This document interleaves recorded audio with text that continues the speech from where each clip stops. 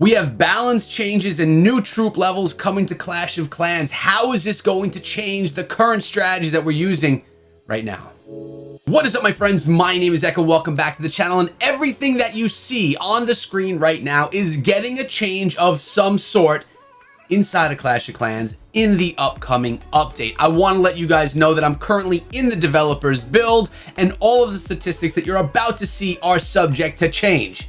So keep that in mind. Also remember, use code ECHO when you buy your season pass, gems, or anything in any Supercell game. Now let's break down all of these troops and all of these new levels. So what do you guys see in the camps right now? Let me know in the comments section below, because I see about 7 troops inside of there, each of which we're going to be taking a look at, telling you about the changes and looking at some strategies to see if my favorite strategy inside of the game has suffered from these changes. First change is of my favorite troop currently, the Inferno Dragon, slowing down the ramp up speed of that Inferno beam by 0.2 seconds, which means it's going to take longer for this super troop to get to max power. Dragon Riders, another one of my favorite troops, part of my favorite current strategy, is also getting a small nerf where their range is decreased by 0.5 tiles, which means they're going to have to get closer to the defenses before they can attack, which will take longer and put them at more risk. So let's hop inside of the pet house, because there is a change happening there as well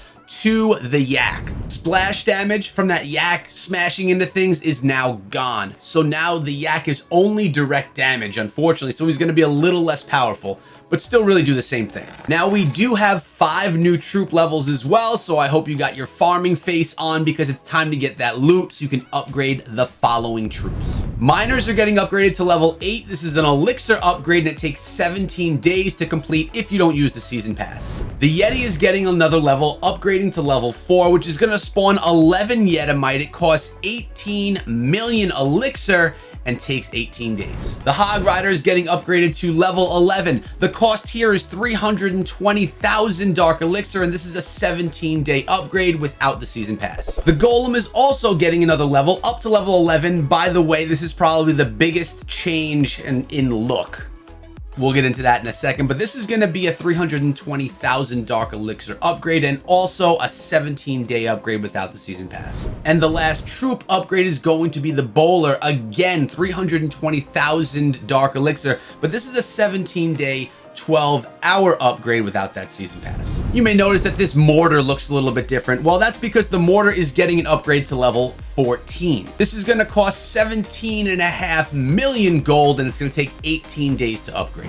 And finally, the last upgrade is going to be to the X-Bows. The X-Bows are also getting an upgrade to level 9. It's going to cost 18.5 million gold and take 19 days for this upgrade. Again, if you don't have the season pass. Now the question is, does my favorite strategy inside of the game still work, even though the Inferno Dragons and the Dragon Riders and the Yak actually took a fairly decent nerf? We're gonna watch, because I did 2 attacks against 2 different bases here in the developer's build. You guys are gonna see the result of this strategy that almost always is a 3-star for me. Coming on in with the King and Queen in the left side of the base. Notice I even had the pets just set wrong.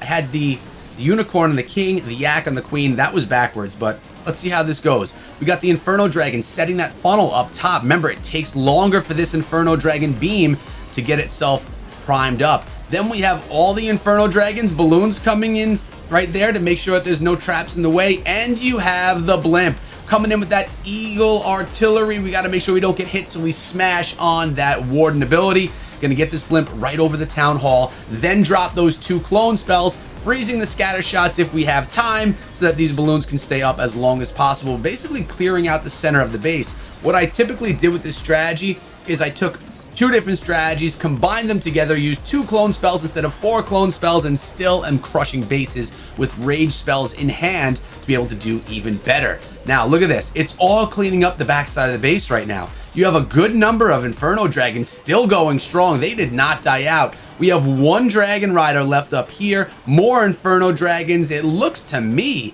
like this strategy did not suffer. Things are looking pretty good right now as these troops, they just push through the final bit of the base. So far, the initial assessment here of the Inferno Dragons, of the Dragon Riders, taking a bit of that nerf is, well, they still seem to be pretty darn strong, and they're still able to pull in those 3 stars, well, as we're just seeing right now, as they take down the final bit of the base, 100%. But we did another test, so let's go check it out. Now, while we watch this one, I want to share with you guys some balance changes that are actually coming to the game as well, because it's not all about troop levels. There are also some changes coming just for balance changing, bug fixes, and things like that. So builders are no longer going to be stuck in walls when defending during wars, friendly challenges, or Legend League attacks. Well, that's nice. Also, they fixed the bug where you could cause failure to save a village in the edit mode, because who likes to edit a base, build a base, and then it not get saved? Always stinks. It's fixed now, which is great. And the final bug fix is wars with more than the desired number of participants should no longer be passable. Example being 15 versus 16. Good, because that wasn't cool. But let's take a look right now as we see this attack go on. It's doing a pretty nice job. The core of the base was cleaned out. The Inferno Dragons are still going strong. The Dragon Riders, you know, they have to get closer to the defenses to do that attack, yet they're still staying strong. I'm seeing all 4 of my Dragon Riders still up on this attack. I have to say this, guys. Yes, the Dragon Riders and the Inferno Dragons both grabbed themselves a bit of a nerf from this update, but they still seem to be very strong. Now, remember, this is the developer's build and things are subject to change, but I am happy to report that my favorite go-to strategy is still strong inside of the meta of Clash of Clans at Town Hall 14. Whew, so we can still use it. We can rest assured that it's still going to be okay. And look at this, we left a few things up in the corner of the base. So let me know what you guys think so far of the changes that are coming to Clash of Clans. Today you learned about bug fixes, you learned about balance changes and new levels to defenses and troops. Exciting times. Oh yeah, one thing I forgot to tell you, 50 new wall pieces are now available as well. The update's coming soon, so get yourself ready. Use code ECHO when you do those upgrades. I highly appreciate it, guys. And sub to the channel and ring the bell for regular Clash of Clans videos. Have a good day and be good.